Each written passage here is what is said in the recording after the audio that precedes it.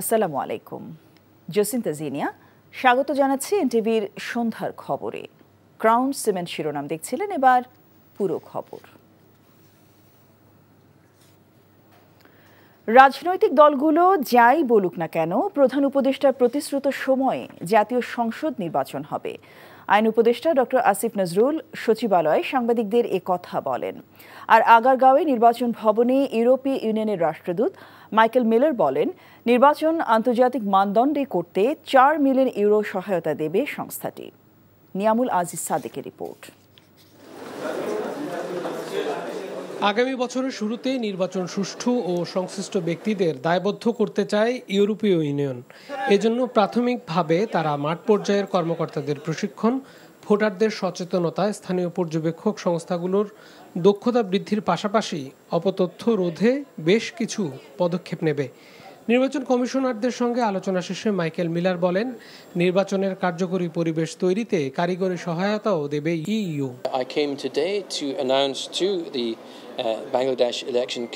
আমরা এখানে এসেছি বাংলাদেশ নির্বাচন কমিশনকে আর্থিক সহায়তার কথা বলতে।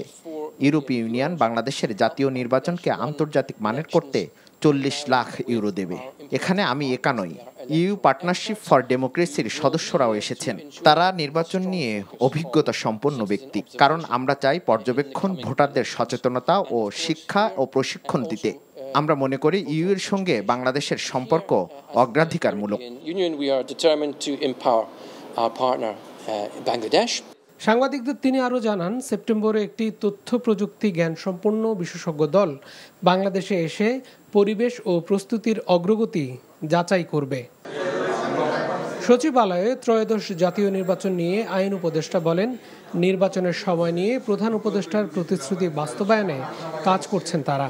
বাংলাদেশে যারা ট্র্যাডিশনালি যে সমস্ত রাজনৈতিক কথাবার্তা হতো, এখনও ঠিক ওই রকমভাবেই কথাবার্তা হচ্ছে। কথাবার্তা খুব বেশি গুণগত পরিবর্তন হয় নাই।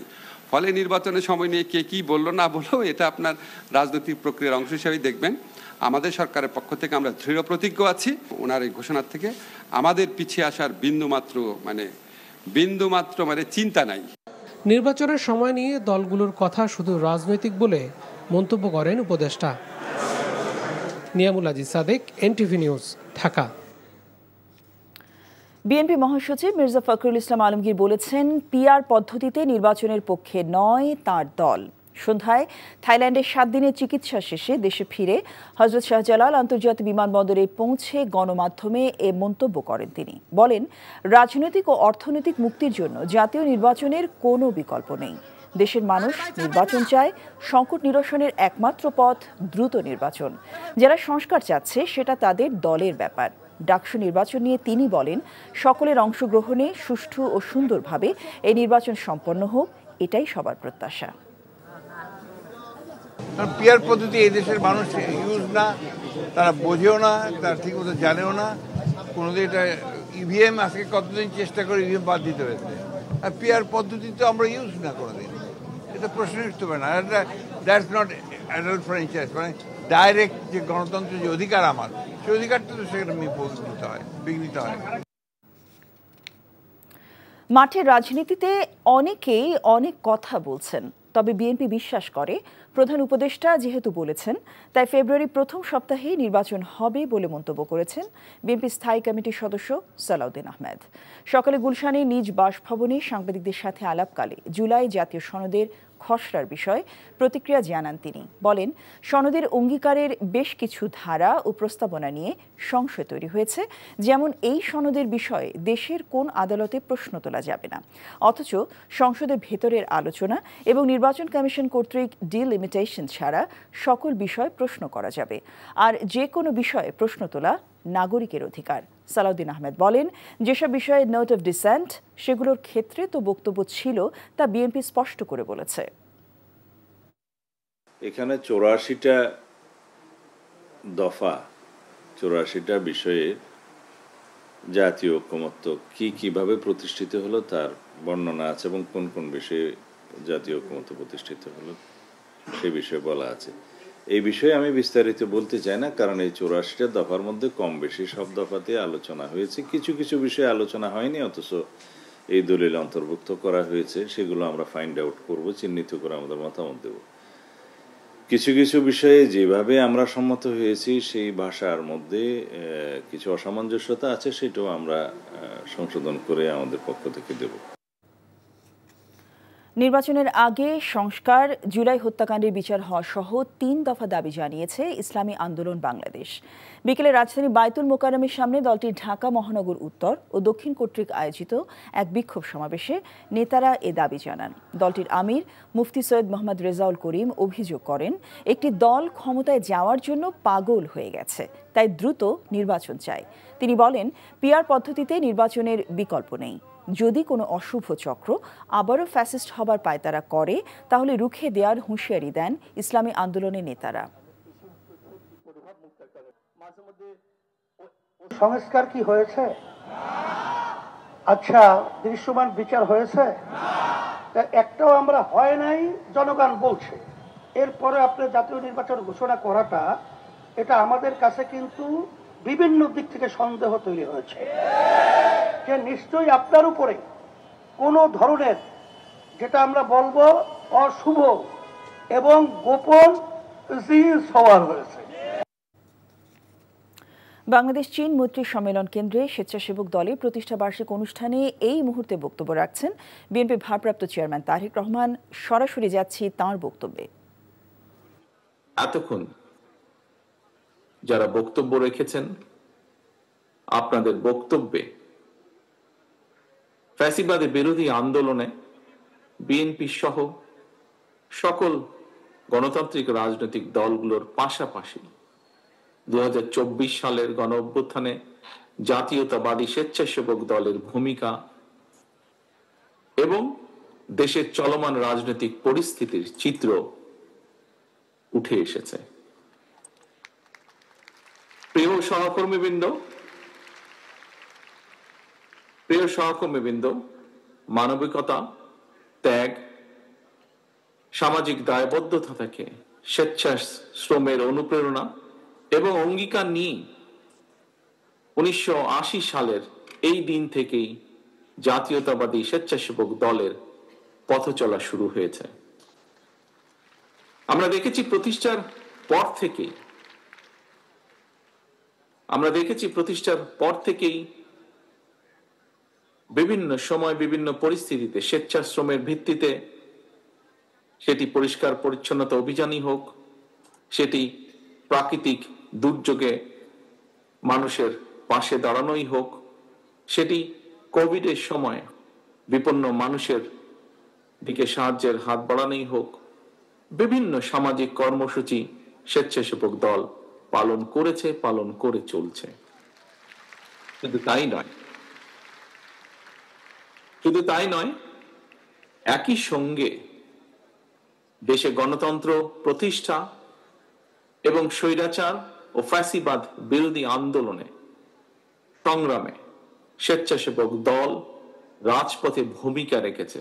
বরং বলা উচিত, শুধু ভূমিকাই রাখেনি, অত্যন্ত সাহসী ভূমিকা রেখেছে।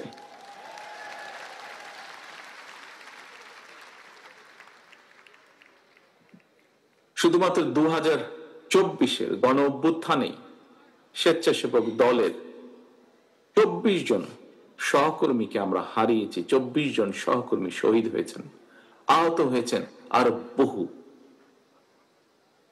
প্রিয় সহকর্মীবৃন্দ, 1.5 দশকের ফ্যাসিবাদ বিরোধী আন্দোলন চলাকালীন সময়ে আমরা স্বেচ্ছাসেবক দলের সভাপতি, সাহসী নেতা মরহুম শফিউল বারী বাবু সহ অনেক সহকর্মীকে আমরা হারিয়েছি। অনেক সহকর্মী বিভিন্নভাবে শারীরিকভাবে ক্ষতিগ্রস্তের শিকার হয়েছেন। আমি আল্লাহর দরবারে শহীদদের আত্মার মাগফিরাত কামনা করছি। যারা বিভিন্নভাবে শারীরিকভাবে ক্ষতিগ্রস্ত হয়েছেন, অসুস্থ হয়েছেন, তাদের সুস্থতা কামনা করছি। প্রিয় উপস্থিতি, সম্মানিত নেতৃবৃন্দ, প্রিয় সহকর্মীবৃন্দ, আমার বিশ্বাস এবং দায়িত্বের জায়গা থেকে আমি প্রায় বলে থাকি একটি কথা। বিভিন্ন বক্তব্যে আমি সেই কথাটি তুলে ধরার চেষ্টা করেছি। 1971 সালে বাংলাদেশের ৭১ সাল ছিল বাংলাদেশের স্বাধীনতা অর্জনের যুদ্ধ। ২০২৪ সাল ১৯৭১ সালে সেই স্বাধীনতা যাতে আমরা অর্জন করেছি, সেই স্বাধীনতা রক্ষার যুদ্ধ ছিল ২০২৪ সাল। এর বাইরেও আমরা বলতে পারি দেশের ৫৪ বছরের ফ্যাসিবাদ স্বৈরাচারের বিরুদ্ধে প্রতিটি গণতান্ত্রিক আন্দোলন সংগ্রামে যারা শহীদ হয়েছেন গত ৫৪ বছরে, তাদের এই আত্মত্যাগের প্রতিদান সম্ভব নয়, প্রতিদান দেওয়া সম্ভব নয়। এই সকল বীর শহীদদের কাছে আমরা যারা বেঁচে রয়েছি সহ সমগ্র বাংলাদেশ ঋণী। এতক্ষণ দেখছিলেন তারেক রহমানের বক্তব্যের অংশবিশেষ। ডাকসু নির্বাচনে মনোনয়নপত্র সংগ্রহের সময়সীমা একদিন বাড়ানোয় আজ ছিল শেষ দিন। এদিন ৯৩ জন প্রার্থী ফর্ম সংগ্রহ করেছেন আর জমা দিয়েছেন ১০৬ জন। ২৮টি পদে বিপরীতে মনোনয়নপত্র সংগ্রহ করেছেন ৬৫৮ জন প্রার্থী। এদিকে নির্বাচনে পূর্ণাঙ্গ প্যানেল ঘোষণা করেছে বাম গণতান্ত্রিক ছাত্র জোট। আর ফর্ম জমা দিতে এসে বিশ্ববিদ্যালয় প্রশাসনের বিরুদ্ধে পক্ষপাতিত্বের অভিযোগ করেছে ইসলামী ছাত্র শিবিরের প্রার্থীরা। সেলিম মালিকের রিপোর্ট। যতদিন গড়াচ্ছে ততই উত্তাপ ছড়াচ্ছে ঢাকা বিশ্ববিদ্যালয়ের কেন্দ্রীয় ছাত্র সংসদ ডাকসু নির্বাচন। দেশের প্রধান রাজনৈতিক দলের ছাত্র সংগঠনগুলো ছাড়াও ভিপিজিএস সহ নানা পদে ফরম সংগ্রহ ও জমা দিয়েছেন স্বতন্ত্র প্রার্থীরাও। বিশেষায়িত পুলিশ থাকবে আমাদের ক্যাম্পাসের, যারা এর শৃঙ্খলার দায়িত্বে থাকবে। নির্বাচনে পূর্ণাঙ্গ প্যানেল ঘোষণা করেনি ছাত্রদল, যদিও দলটির কেউ কেউ মঙ্গলবার মনোনয়ন ফরম সংগ্রহ করেছেন। দেশনায়ক জনাব তারেক রহমান আমাদের সাংগঠনিক অভিভাবক, তিনি আমাদেরকে ফর্ম উত্তোলন করার নির্দেশনা দিয়েছেন, সেই জন্য আমরা আজকে ফর্ম উত্তোলন করেছি। পূর্ণাঙ্গ প্যানেল নিয়ে ফরম জমা দিয়েছে ইসলামী ছাত্র শিবির। এ সময় নির্বাচন ঘিরে প্রশাসনের পক্ষপাতের অভিযোগ তোলে ছাত্র সংগঠনটি। যারা দায়িত্বশীল পর্যায়ে আছেন তারা একটা দলকে রিপ্রেজেন্ট করে, তো আমরা সেই দলের নাম বলতে চাই না। আমরা আশা করব আমাদের শিক্ষকরা আমরা শিক্ষক হিসাবে দেখতে চাই, কিন্তু শিক্ষক যদি তার দলীয় আদর্শকে এখানে প্যাট্রোনাইজ করতে চান তাহলে তারা ছাত্রদের বিপক্ষে অবস্থান নেবে। ডাকসু নির্বাচনের প্রধান নির্বাচনী কর্মকর্তা জানান, কারো চাপের মুখে লেভেল প্লেইং ফিল্ড নষ্ট হতে দেবে না প্রশাসন। কোথাও কোনো আচরণবিধি লঙ্ঘনের আমরা কোনো খবর নিউজ পাইনি। আজকে জমা পড়েছে ১০৬টি, আর আজকে বর্ধিত যে সময় ছিল টাইম আজকে নিয়েছে ৯৩টি। এদিকে শেখ তাসনিম আফরোজ এমিকে ভিপি ও মেঘমল্লার বসুকে জিএস করে পূর্ণাঙ্গ প্যানেল ঘোষণা করেছে বাম গণতান্ত্রিক ছাত্র জোট। ৭১-এর যে গণহত্যাকারী শক্তি, সেই গণহত্যাকারী শক্তি যাতে এই ক্যাম্পাসে পুনর্বাসিত হতে না পারে, তারা যেন কালকে আমাদের এখানে আদিবাসীদের, নারীদের, ধর্মীয় সংখ্যালঘুদের অধিকার হরণ করতে না পারে। বুধবার বিকেল ৫টা পর্যন্ত ডাকসু নির্বাচনের মনোনয়ন ফরম জমা দিতে পারবেন প্রার্থীরা। আর নির্বাচন অনুষ্ঠিত হবে ৯ সেপ্টেম্বর। সেলিম মালিক, এনটিভি নিউজ, ঢাকা। এদিকে জাহাঙ্গীরনগর বিশ্ববিদ্যালয়ের কেন্দ্রীয় ছাত্র সংসদ জাকসু ও হল সংসদ নির্বাচনের মনোনয়নপত্র সংগ্রহ ও জমা দেবার সময়সীমা ২১ অগস্ট পর্যন্ত বাড়িয়েছে নির্বাচন কমিশন। জাকসু নির্বাচনের প্রধান নির্বাচন কমিশনার অধ্যাপক ডক্টর মোহাম্মদ মনিরুজ্জামান জানান, শিক্ষার্থীদের আবেদনের প্রেক্ষিতে কমিশনের জরুরি বৈঠকে এই সিদ্ধান্ত নেওয়া হয়েছে। এদিকে দ্বিতীয় দিনে কেন্দ্রীয় সংসদের জন্য ৪০ এবং হল সংসদের জন্য ১৫৫ জন মনোনয়নপত্র সংগ্রহ করেছেন। ২ দিনে মোট ৩২৮ জন মনোনয়ন সংগ্রহ করেছেন, জমা দিয়েছেন ৪ জন। পরে মনোনয়নপত্র যাচাই বাছাই করা হবে ২১ অগস্ট থেকে ২৪ অগস্ট পর্যন্ত। ২৮ অগস্ট পর্যন্ত প্রত্যাহার এবং প্রার্থীদের চূড়ান্ত তালিকা প্রকাশ করা হবে ২৯ অগস্ট। আগামী ১১ সেপ্টেম্বর অনুষ্ঠিত হবে জাকসু নির্বাচন। বহুল আলোচিত ২১শে অগস্ট গ্রেনেড হামলা মামলায় মাত্র ৫.৫ ঘণ্টায় একই ম্যাজিস্ট্রেটের মাধ্যমে ৩ জন আসামির জবানবন্দি নেয় রাষ্ট্রপক্ষের প্রতি প্রশ্ন তুলেছেন আপিল বিভাগের বিচারপতি জুবায়ের রহমান চৌধুরী। সকালে প্রধান বিচারপতি ডক্টর সৈয়দ রেফাত আহমেদের নেতৃত্বাধীন ৬ বিচারপতির আপিল বেঞ্চে তৃতীয় দিনের শুনানি হয়েছে। এদিন রাষ্ট্রপক্ষে শুনানি করেন deputy attorney general barrister Abdullah Al Mamun এবং আসামিপক্ষে আংশিক শুনানি করেন অ্যাডভোকেট এস এম শাহজাহান। শুনানির সময় তিনি আদালতে নৌবাহিনীর সাবেক কর্মকর্তা মিজানুর রহমানের ২১শে আগস্ট গ্রেনেড হামলার ঘটনায় হওয়া ২ মামলায় একই সাক্ষ্য দেওয়ার বিষয়টি তুলে ধরেন। বিএনপির ভারপ্রাপ্ত চেয়ারম্যান তারেক রহমান ও সাবেক স্বরাষ্ট্র প্রতিমন্ত্রী লুৎফুজ্জামান বাবর সহ সব আসামিকে খালাসের রায়ের বিরুদ্ধে আপিলের পরবর্তী শুনানির জন্য আগামীকাল বুধবার দিন ধার্য করেছেন সর্বোচ্চ আদালত। জ্ঞাত আয় বহির্ভূত সম্পদ অর্জনের অভিযোগ খতিয়ে দেখতে জাতীয় রাজস্ব বোর্ডের শীর্ষ ১৭ কর্মকর্তার সম্পদের হিসাব দাখিলের আদেশ দিয়েছে দুদক। এছাড়াও ফার্স্ট সিকিউরিটি ইসলামী ব্যাংক থেকে ২০৭ কোটি অর্থ আত্মসাতের অভিযোগের সত্যতা পাওয়ায় এস আলম গ্রুপের চেয়ারম্যান সাইফুল আলম সহ ২৬ জনের বিরুদ্ধে মামলা দায়ের করেছে সংস্থাটি। রাজধানীর সেগুনবাগিচে দুদকের প্রধান কার্যালয়ে সংবাদ সম্মেলনে সংস্থাটির মহাপরিচালক মোহাম্মদ আক্তার হোসেন এ তথ্য জানিয়েছেন। গত জুলাই মাসে রাজস্ব কর্মকর্তাদের বিরুদ্ধে অনুসন্ধানের সিদ্ধান্তের কথা জানিয়েছিল দুদক। ওই সময় দুদকে জমাকৃত অভিযোগ সূত্রে জানা যায় কিছু অসাধু কর্মকর্তা কর ও শুল্ক আদায়ের ক্ষেত্রে মোটা অঙ্কের ঘুষের বিনিময়ে করদাতাদের কর ফাঁকি দেওয়ার সুযোগ করে দিচ্ছেন। ফলে প্রতি বছর সরকার বিপুল পরিমাণ রাজস্ব প্রাপ্তি থেকে বঞ্চিত হচ্ছে। জ্ঞাত আয় বহির্ভূত সম্পদ অর্জনের অভিযোগের প্রাথমিক তথ্য অনুসন্ধানে জ্ঞাত আয় বহির্ভূত সম্পদ অর্জন করেছেন মর্মে প্রতীয়মান হয় জাতীয় রাজস্ব বোর্ডের ১৭ জন কর্মকর্তার প্রতি দুর্নীতি দমন কমিশন আইন ২০০৪-এর ২৬(১) ধারা অনুযায়ী সম্পদ বিবরণী দাখিলের আদেশ জারির সিদ্ধান্ত গৃহীত হয়েছে। বিপিএল প্রসঙ্গ, ফিক্সিংয়ে দোষী প্রমাণিত হলে ছাড় পাওয়ার সুযোগ নেই। আগামী সপ্তাহে বিপিএলের তদন্ত রিপোর্ট পাবে বোর্ড। সেখানে যেই দোষী প্রমাণিত হবে তার বিরুদ্ধে ব্যবস্থা নেওয়া হবে বলে জানান বিসিবি সভাপতি আমিনুল ইসলাম বুলবুল। এদিকে বাংলাদেশের ক্রিকেট থেকে দুর্নীতি বন্ধে বদ্ধপরিকর বিসিবির দুর্নীতি দমন বিভাগের পরামর্শক অ্যালেক্স মার্শাল। মমিনুর রিপনের রিপোর্ট।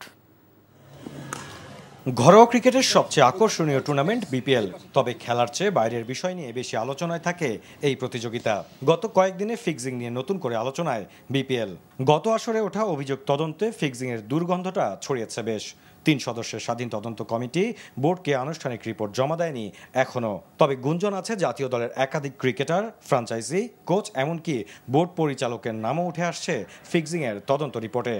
ক্রিকেটকে নিরাপদে রাখতে দোষীদের বিরুদ্ধে কঠোর হওয়ার কথা জানান বিসিবি সভাপতি। আমাদের কাছে এখনো পর্যন্ত প্রতিবেদনটা আসেনি। প্রতিবেদনটা আসার কথা আছে সামনের সপ্তাহে। আসার পরে আমরা সিদ্ধান্ত নেব।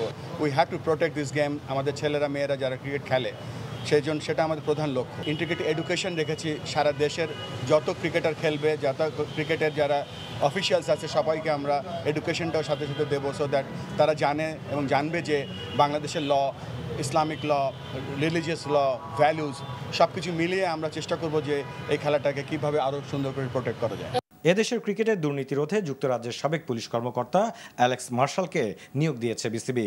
মঙ্গলবার রাজধানীর একটি ৫ তারকা হোটেলে বিসিবি পরিচালকদের সামনে নিজের পরিকল্পনা তুলে ধরেন মার্শাল। সেখানে ক্রিকেটারদের সচেতনতার উপর জোর দিয়েছেন আইসিসির দুর্নীতি দমন বিভাগের সাবেক এই কর্মকর্তা।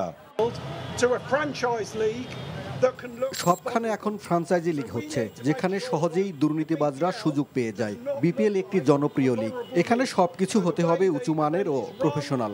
আমি বিপিএল এ এটা নিশ্চিত করতে কাজ করব।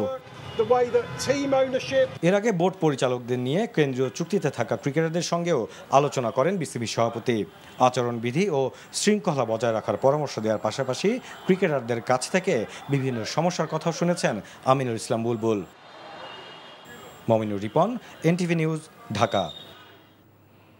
লুটপাট থেকে বাদ যায়নি সিলেটের কোম্পানিগঞ্জের উথমাছড়া পর্যটন কেন্দ্র। আদর্শপাড়া এলাকায় অভিযান চালিয়ে লুটের পর মজুত করা প্রায় ২ লাখ ঘনফুট পাথর জব্দ করে বিজিবি। একই দিনে জৈন্তাপুরের শ্রীপুরে আনুমানিক ২০,০০০ ঘনফুট পাথর ও ২৮,০০০ ঘনফুট বালু জব্দ করে প্রশাসন। বিজিবি জানায়, গত কয়েক বছর ধরে স্থানীয় কিছু অসাধু চক্র উৎমাছড়া থেকে অবৈধভাবে পাথর উত্তোলন করে আদর্শপাড়া গ্রামের বিভিন্ন স্থানে পাচারের উদ্দেশ্যে মজুত করে আসছে। সীমান্তবর্তী এলাকায় কঠোর নজরদারির অংশ হিসেবে দুপুরে এসব এলাকায় অভিযান পরিচালনা করা হয়। এ সময় প্রায় 2 লাখ ঘনফুট পাথর জব্দ করা হয় বলে জানিয়েছেন বিজিবির অধিনায়ক লেফটেন্যান্ট কর্নেল মোহাম্মদ নাজমুল হক। এর আগে সকালে প্রশাসন ও আইন শৃঙ্খলা বাহিনীর উপস্থিতিতে জৈন্তাপুর উপজেলার রাংপানি নদীতে জব্দ করা প্রায় 20,000 পাথর পুনঃস্থাপন করে প্রশাসন। জব্দকৃত প্রায় 28,000 ঘনফুট বালু উন্মুক্ত নিলামে বিক্রি করা হয়। জৈন্তাপুর উপজেলা নির্বাহী কর্মকর্তা জর্জ মিত্র চাকমার নেতৃত্বে অভিযানে উপস্থিত ছিলেন স্থানীয় প্রশাসনের এসিল্যান্ড, পুলিশ ও বিজিবি সদস্যরা। জড়িতদের বিরুদ্ধে তদন্তপূর্বক মামলা দায়ের করা হবে বলে জানিয়েছে উপজেলা প্রশাসন। জাতিসংঘের খাদ্য ও কৃষি সংস্থার সহযোগিতায় নরওয়ে সামুদ্রিক গবেষণা জাহাজ 21 অগস্ট থেকে 21 সেপ্টেম্বর বঙ্গোপসাগরে বাংলাদেশের জলসীমায় fisheries resources and ecosystem survey পরিচালনা করবে বলে জানিয়েছেন মৎস্য ও প্রাণী সম্পদ উপদেষ্টা ফরিদা আক্তার। দুপুরে সচিবালয় ব্রিফিংয়ে এ কথা জানান তিনি। জরিপের ফলাফল মিলবে 6 মাস পর।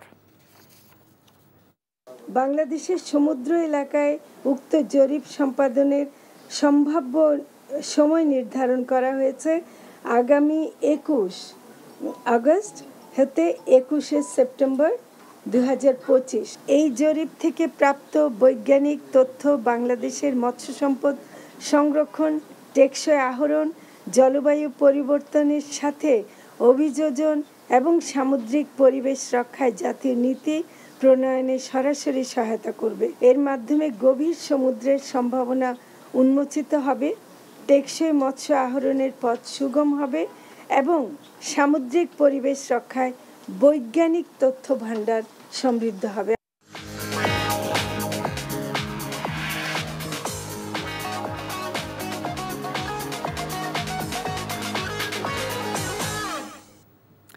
মার্কেন্টাইল ব্যাংক অর্থনীতির খবর। কর্মীরা মেয়াদ উত্তীর্ণের তারিখ জালিয়াতি করায় জাপানে কনভেনিয়েন্স স্টোর চেইন 1600 দোকানে রাইস বল, ওনিগিরি সহ অন্যান্য খাদ্য সামগ্রী বিক্রি স্থগিত করেছে। বিবিসি জানায় কিছু কিছু দোকান খাদ্য সামগ্রী তৈরির পর 1 বা 2 ঘন্টা পর্যন্ত মেয়াদোত্তীর্ণের লেবেল যোগ না করে মেয়াদোত্তীর্ণের সময়সীমা বাড়ায়। আবার কিছু দোকান মিথ্যা মেয়াদোত্তীর্ণের তারিখ যোগ করে। টোকিও সহ দেশজুড়ে প্রায় 23টি দোকানে এই জালিয়াতি শনাক্ত হয়। এরপর গেল 9 অগস্ট থেকে সবগুলো আউটলেটে ওনিগিরি বিক্রি বন্ধ করে দেয় চেইনটি। সোমবার জরুরি তদন্তের জন্য অন্যান্য ডেইলি আইটেম বিক্রিও স্থগিত করে তারা। প্রথম বাংলাদেশি বংশোদ্ভূত মার্কিন বিচারক সোমা সাঈদ এবার New York Queens County Supreme কোর্টের বিচারপতি হবার পথে রয়েছেন। এনটিভি নিউ ইয়র্ক প্রতিনিধি ফরিদ আলম জানান, নিউ ইয়র্কের কুইন্স কাউন্টি সুপ্রিম কোর্টের বিচারপতি হিসেবে সোমা সাঈদকে মনোনীত করেছে ডেমোক্রেটিক পার্টি। আগামী 4 নভেম্বর নির্বাচন অনুষ্ঠিত হবে। সোমবার জ্যাকসন হাইটসের একটি পার্টি হলে মিড দ্য প্রেস অনুষ্ঠানের আয়োজন করে সোমা সাঈদের প্রতি সমর্থন ঘোষণা করে বাংলাদেশি কমিউনিটি। অনুষ্ঠানে বক্তারা সবাই সোমা সাঈদকে বাংলাদেশের গর্ব উল্লেখ করে তাকে ভোট দেওয়ার আহ্বান জানান। 2021 সালে কুইন্স কাউন্টি থেকে নিউ ইয়র্ক সিটি সিভিল কোর্টের বিচারক নির্বাচিত হয়ে ইতিহাস সৃষ্টি করেন টাঙ্গাইলের Soma Syed. Please support all of us. Please support our friend here, Beef Chip Gulligan, whoever lives in her district, and make it history in 2025. And I'm excited to be the first Bangladeshi American and also the first Muslim judge from Queens.